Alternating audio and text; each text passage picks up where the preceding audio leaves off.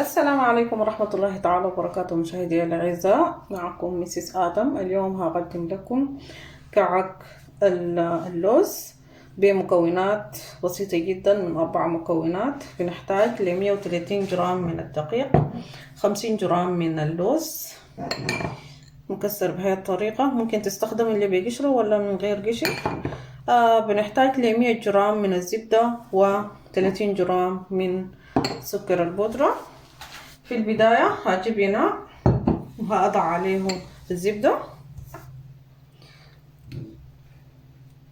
بهذه الطريقة، لأنه الزبدة على حسب درجة حرارة الغرفة. أنا طبعا ما قاعدة أخدها في الثلاجة، هضع فيها على طول السكر البودرة.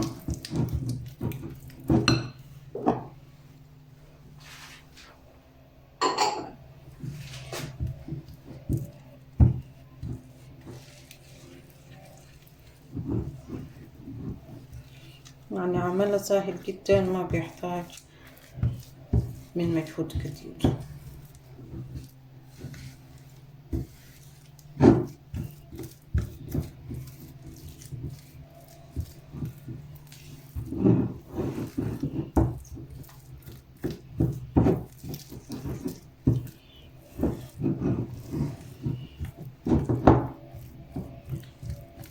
بعد كده هضيف لها اللوز المطبوخ.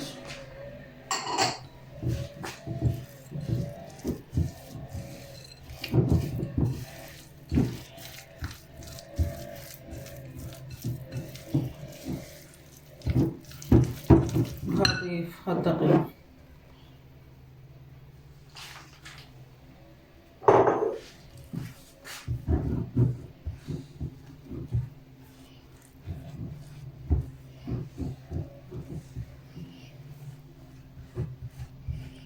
طبعا دي العجينة بعد ما أنا عجنتها بتكون بهاي الطريقة. الآن هجيب الفوريو، أي نوع فوريو عندك في البيت.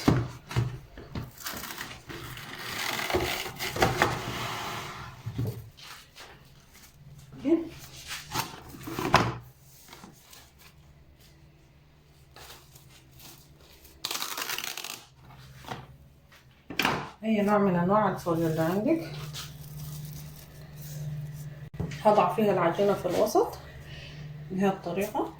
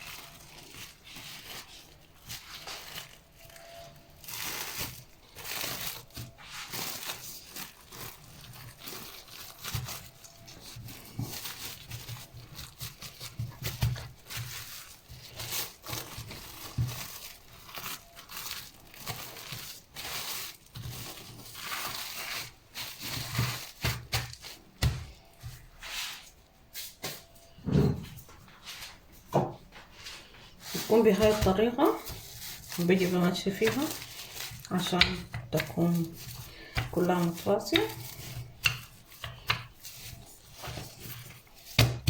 تكون بهاي الطريقة. هضع 10 دقايق في الثلاجة حتى تتماسك، وبعد ما ذاك عشان اقطعها واوريكم النتيجة النهائية. دي طبعا العجينة بعد ما طلعتها من خديتها في اسمه شنو ده، في التلاجة لمدة 10 دقايق. الآن هقطعها وأضعها في صينية فيها ورق زبدة، وهقطعها في الفرن لغاية ما تنجت على درجة حرارة 130 درجة. في الدرجة الوسطاني هيكون أعلى وأسفل مولعة. بعد ما داك هنشوف النتيجة النهائية. بسم الله.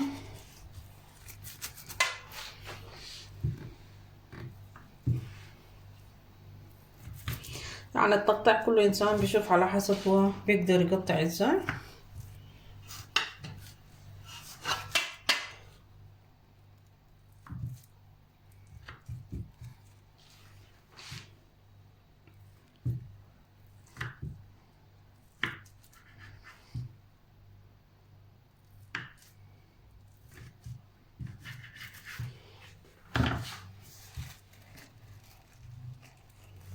الآن هشيله زي ما شايفين، يعني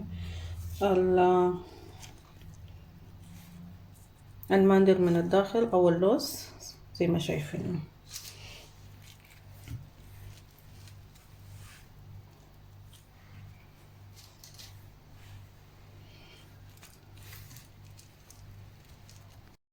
مشاهدينا الأعزاء، طبعا هذا هو شكل الكعك بعد ما خلص. يعني ما شاء الله أخذ لون جميل جدا وبرد. الآن ذوبت الشوكولاتة بتاعت تغليف عادية جدا بماء بحمام مائي، وهغلف بيها الكعك بهذه الطريقة.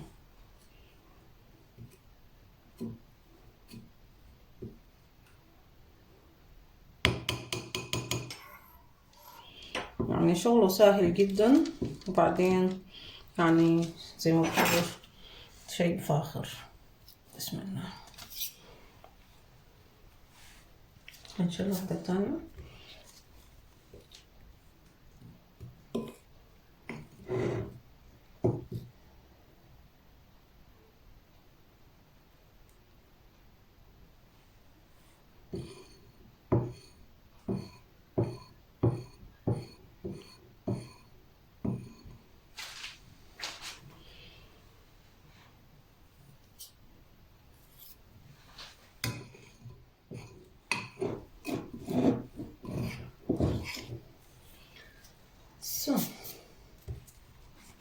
هغلف كل الشوكولاتة وبعد الكعك، وبعد ما ذاك ارجع لكم.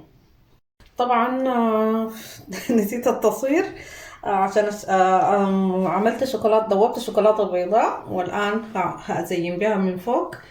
يعني أنا آسفة لأني نسيتها. يعني بتكون بهذه الطريقة.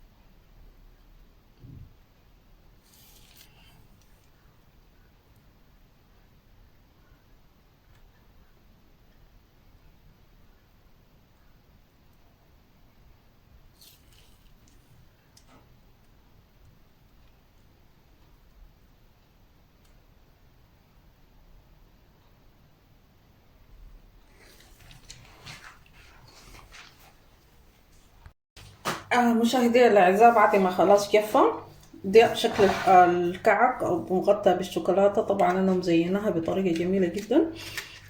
يعني ما شاء الله كان شايفينها من الداخل ومن الخارج بهذه الطريقة. يعني حاجة روعة جدا. يعني ما شاء الله تقدموها لضيوفكم بأبهى صورة.